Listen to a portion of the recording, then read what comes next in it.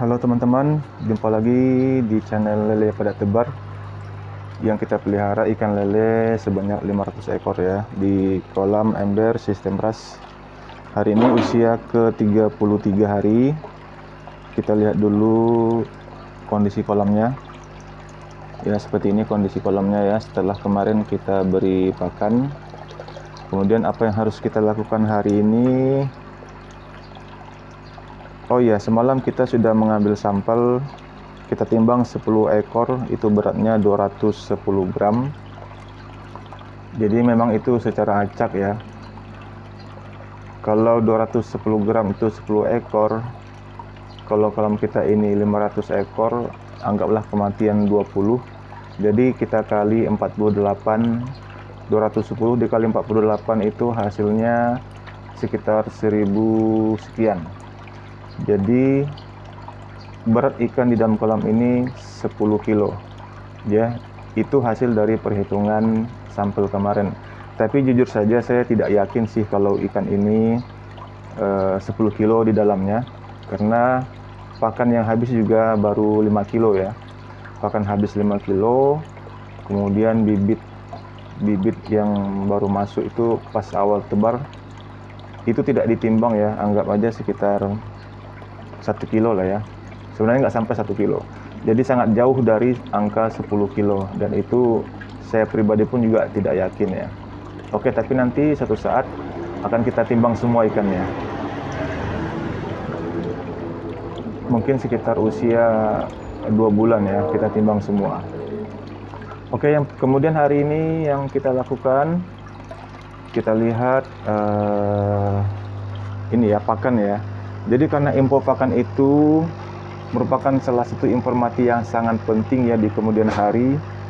Saya juga tidak mau dianggap bagaimana tidak transparan. Jadi setiap pembelian pakan ini kita tandai ya. Kita tandai ini adalah pakan kilo yang ke-6.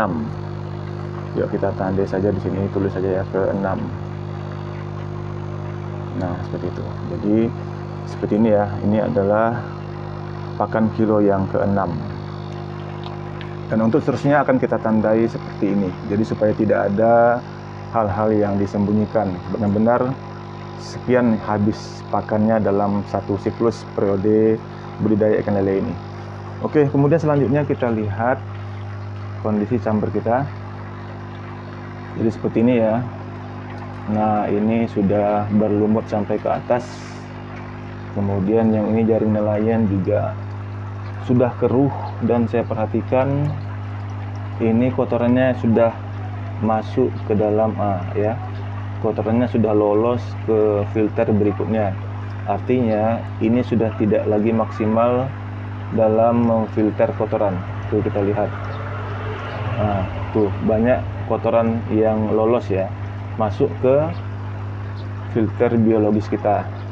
Kemudian untuk yang chamber, nah ini juga kondisinya itu keruh sekali. Jadi hari ini saya akan membersihkan ini ya, filter 1, 2, dan 4. Ini yang kita akan bersihkan hari ini. Jadi keunggulan dari sistem ras itu adalah kita kotoran ikan itu atau air itu bisa rusak di sini dulu ya. Nah, di sini. Sementara yang di kolam kita, nah ini masih lumayan bagus, artinya tidak terlalu rusak jika dibandingkan dengan tidak menggunakan ras. Pasti air kolam langsung rusak ya. Oke, baiklah, kita akan bersihkan chamber kita, tapi kemungkinan tidak saya videokan ya, karena durasinya pasti akan panjang. Oke, nanti kita skip saja. Nah, seperti ini ya guys. Ketika semua chamber sudah kita bersihkan, semua sudah bersih, samteng juga sudah bersih, kemudian pemipaan ini juga kita bersihkan. Jadi mumpung sekali bersihkan, dan juga udah lama, sudah sebulan ya. Jadi semuanya kita bersihkan. Ternyata di dalam pipa ini banyak sekali kotoran-kotoran yang mengendap atau menempel di saluran pipa. Nah, ketika itu kita bersihkan, kalian masih ingat kan guys, bagaimana saluran pipa kita kemarin, airnya ke kolam. Nah, setelah pipa ini kita bersihkan, lihatlah, wow, airnya kembali deras. Ya, karena memang pompa kita kapasitasnya memang seperti itu. Dan ini memang sengaja kita bersihkan airnya ya. Jadi kemarin ada yang bertanya, sistem res kok pakai kuras air? Yaitu kembali lagi kepada kondisi. Kalau memang kondisinya kita memungkinkan untuk menguras, ya udah kita kuras air. Karena yang utama itu adalah kesehatan air, kesehatan ikan. Yang utama itu adalah kesehatan ikan. Sistem hanyalah menunjang bagaimana ikan itu bisa sehat.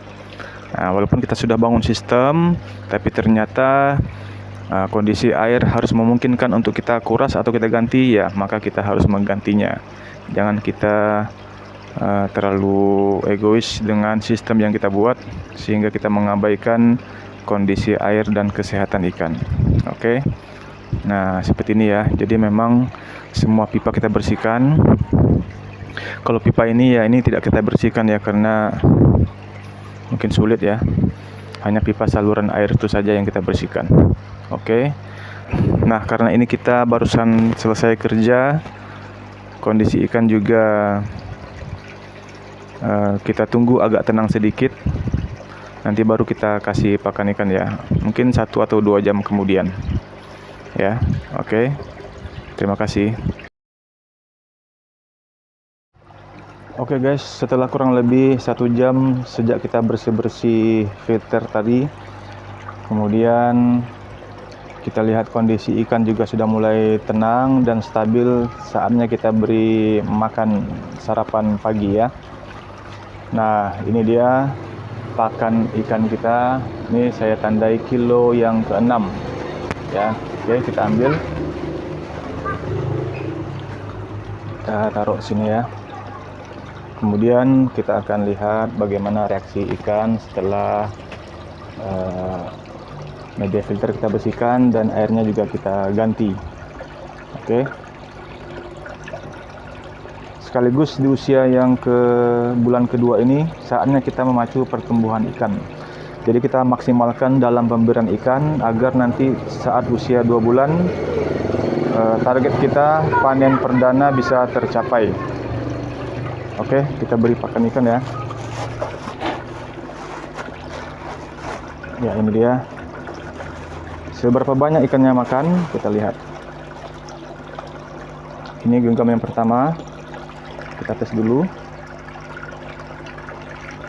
Oke, ikannya mulai respon. Kita tambah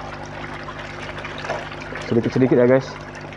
Kalau langsung kita kasih banyak, itu peletnya bisa terlempar-lempar keluar.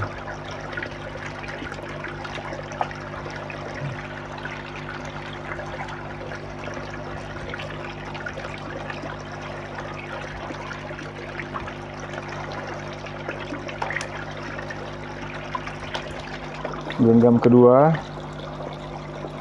seperti ini ya.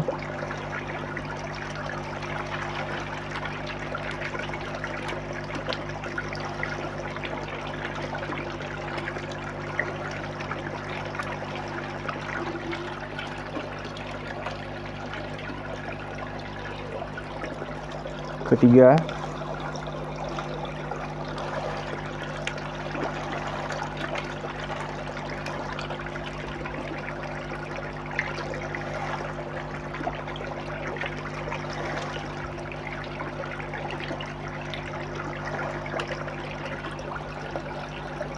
Masih respon ikannya, kita kasih lagi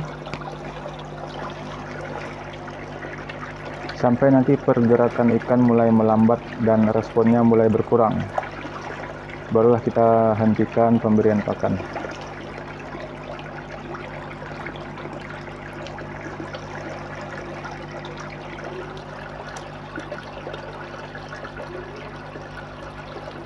Oke. Ya, ini yang terakhir ya. Sepertinya ini yang terakhir ya.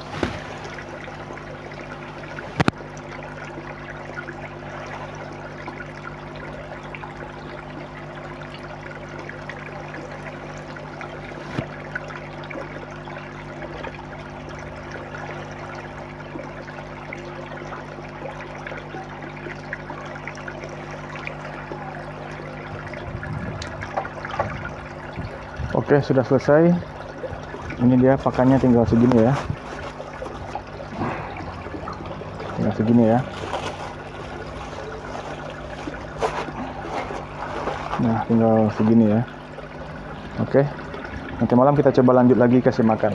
Oke, demikian video kali ini. Mudah-mudahan bermanfaat dan menginspirasi. Terima kasih sudah menyaksikan. Sampai jumpa pada video berikutnya. Terima kasih.